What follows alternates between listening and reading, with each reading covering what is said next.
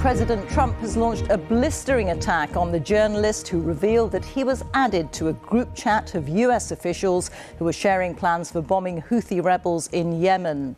Mr. Trump insisted the details were not classified. He strongly defended the key official involved, and he accused the journalist Jeffrey Goldberg of being a total sleazebag. Tonight, The Atlantic magazine, for which Mr. Goldberg writes, defended his reporting and accused the White House of being hostile to journalists, while senior Democrats called the incident one of the most stunning military intelligence breaches of recent times. Here's Sarah Smith. And it's an honour to sign this one.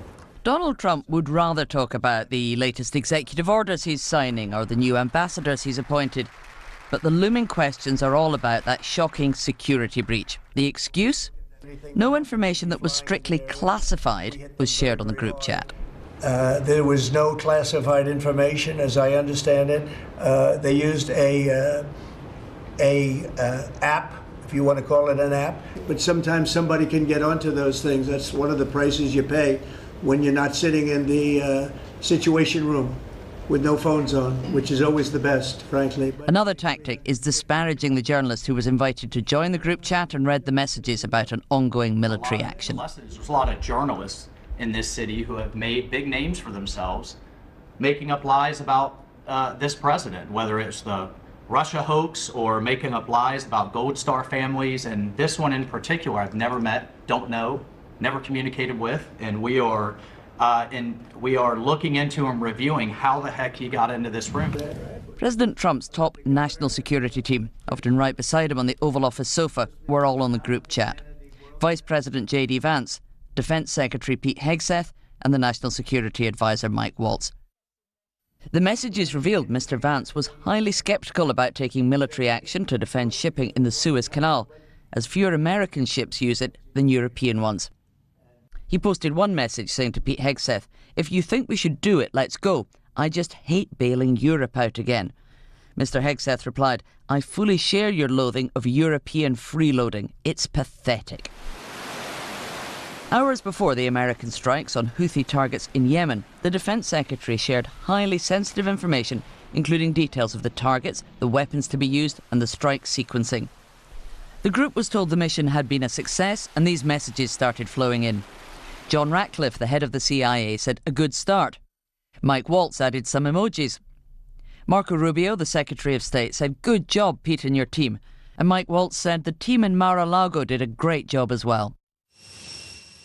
In Hawaii, the Defence Secretary also attacked the reporter involved as he denied sharing sensitive information. Why were those details shared on Signal, and how did you learn that a journalist was privy to the targets, the types of weapons used? I've heard I was characterized.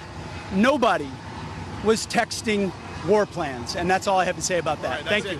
No, that's a lie. He was texting war plans. He was texting attack plans. When targets were going to be targeted, how they were going to be targeted, who was at the targets.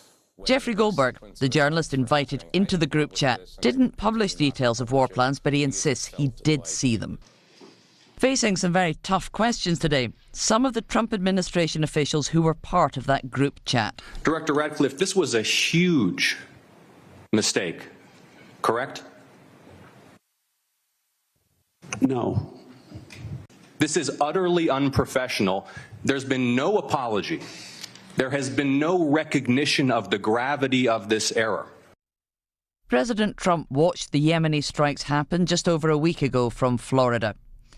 He would vigorously attack any other president for a mistake like this, but so far he's supporting his officials, claiming this is just a glitch. And we can speak to Sarah now. And Sarah, it's not just in Washington where there'll be alarm over what's happened.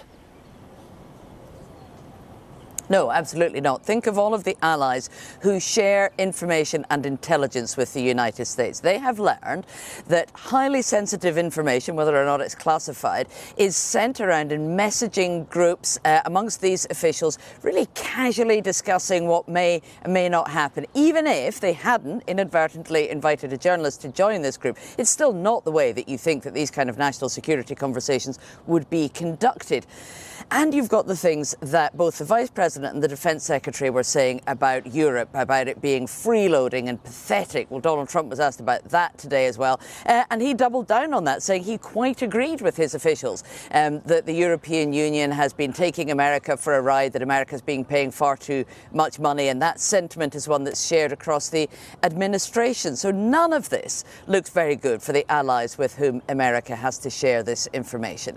And the excuse that none of it was classified, well, at least one top security official, former Biden administration officials, told the BBC it's ridiculous to think that information about military attack plans wouldn't be classified. It's more likely to be highly classified. But here at the White House, they're not announcing an investigation into this, not trying hard to get to the bottom of how on earth this massive security breach could have happened. They're really eager just to change the subject and to move on.